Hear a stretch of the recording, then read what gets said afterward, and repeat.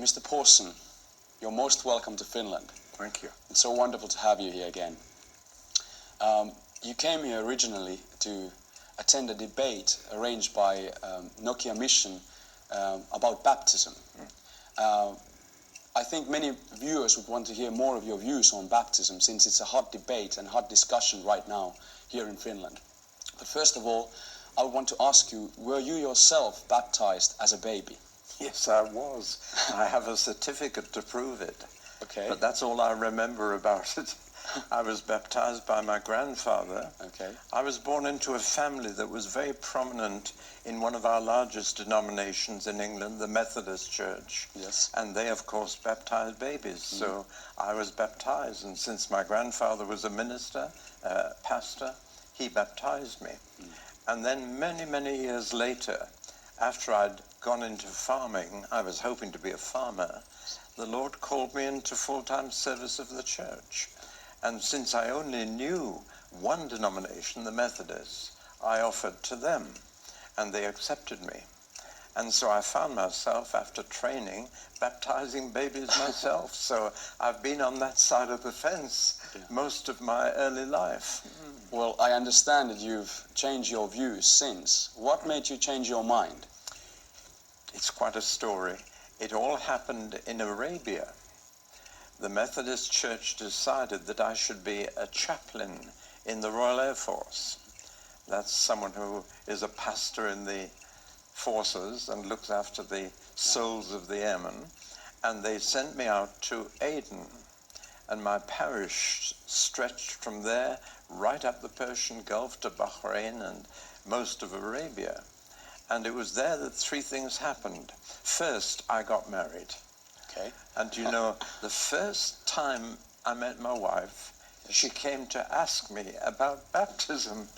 She'd been baptized as a baby, and her sister had become a Baptist and was now a Baptist missionary out in Africa, in Angola. And this had troubled her.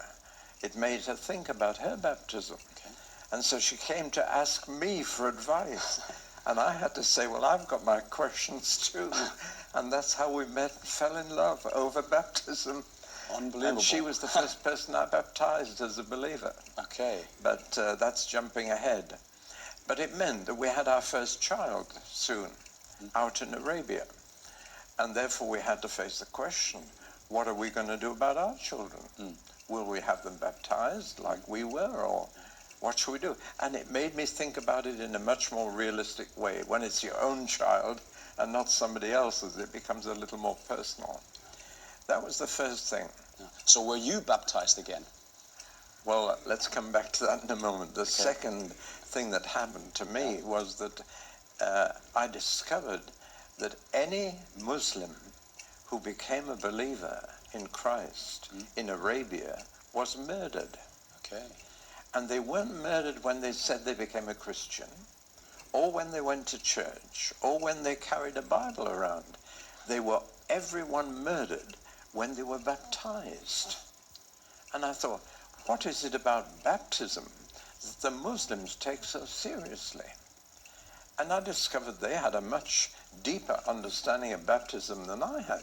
They really saw it as a burial of the past, as the end of an old life. Okay. And so therefore the person who was baptized was now a traitor to Islam, and that of course deserves death. Yes. And then the third thing that happened, I wasn't getting very far with preaching to airmen, to men. I was used to congregations of women and children. And I thought, what can I do to get these men really interested? And I felt the Lord tell me, teach them the Bible. I said, but I do that. He said, no, you don't. You teach them texts, verses of the Bible, bits of the Bible. Yes. He said, I want you to teach them the whole Bible. So I said, I'll take you through the whole Bible from generation to revolution in just 3 months. And I did. And you know, it fired up those men, and they really came alive. They saw the whole picture and not just little bits. Unbelievable. And therefore, because I was asking questions about baptism, I began to study every bit of the Bible about baptism. There's nothing in the Old Testament, so that was easy. But the New Testament has 31 separate passages all about baptism. And when I began to put these 31 passages together and get a whole picture, I really had a bit of a shock. I thought, I don't understand baptism at all. I'd done it, I'd accepted the tradition of the church without question, and I was even practicing the tradition of the church without question. But now I really had problems, and I'm afraid I then came to the conclusion that I'd been wrong and that I couldn't practice infant baptism anymore. Not with my own children, not with anybody else's. So I assume that you were baptized then? Eventually, yes. Okay. Because I had to ask, am I baptized? Okay. Now, I was baptized in the sight of the church. Okay. But I was asking now, but am I baptized in the sight of the Lord? Good question. Can I apply these 31 passages to my baptism as a baby? And I couldn't do it. So I had to face the question. I wasn't baptized again because I don't think baptism can ever be repeated. It's a one-off in the life of every Christian. And really, I had to come to the conclusion that my baptism as a baby was not a New Testament baptism. And therefore, though everybody else said, you're getting baptized again, I said, no, I'm not. I'm getting baptized for the first time. And I want to make that point very strongly, because anybody who wants to be baptized as a believer after being baptized as a baby has to come to the conclusion that it's not a rebaptism or a second baptism, but that the first was not valid, and therefore that the second is the first real baptism. Well, there are quite a change, quite a process for a man who was a Methodist minister. So what did it mean to you, these conclusions that you arrived to? Well, it created a crisis. Can I talk about my baptism first, what it meant to me? Sure. It was in a little church, Baptist church, up in the Pennine Hills in the north of England. A friend of mine said he'd do it, and so I went, and not knowing what to expect or what it would mean, but knowing that my baby baptism meant nothing. Couldn't remember it, didn't think about it. What would this mean? Well, it was an old church, and it had a baptistry pool, which hadn't been used, I think, for a long time, because it was green with mold. And as I went down into the water, down the steps, and saw this green, I had a vision. And I saw only the Jordan River and the Jordan Valley with the green banks either side.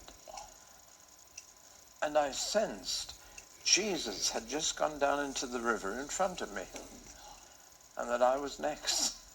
It was an extraordinary vision. And I just felt, I'm following Jesus. And of course, he was baptized at the age of 30 when he went down into the Jordan. And I really had this extraordinary sense that I wasn't in the church at all, and that I was in the Jordan River, and that I was following Jesus and doing what he did. It was a simple experience, but it was visual. And it must have been sparked off by this green mold on the side of the pool. But it was very meaningful to me. But of course, yes, it raised a crisis. Here I am, the minister of a church, expected to be baptizing babies, having promised to do so when I was ordained, and said I would minister the word and sacraments according to the use of the Methodist Church. That was the vow I had taken. Yes. Well, what did it mean for your ministry then? Well, I had to tell the authorities of the Methodist Church I can no longer baptize babies. And so they brought me before a disciplinary committee.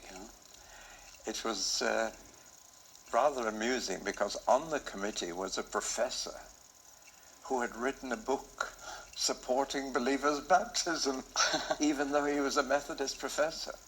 And the chairman asked me, what have you been reading that has changed your mind? Well, I said, for one thing, I've read this professor's book. And this caused consternation in the committee. I'm sure. The professor blushed. Yeah. But eventually, they felt they couldn't do anything, that they couldn't kick me out. And so they didn't. They didn't say you can't go on. They said, well, we'll give you a church, and that was it. Except that they said, we'll give you an assistant to do all the baptisms for you. And then your conscience will be happy. Oh, boy. And I said, no. I said, that would be dishonest. That's hard on the assistant. And in any case, I said, I will now be preaching about baptism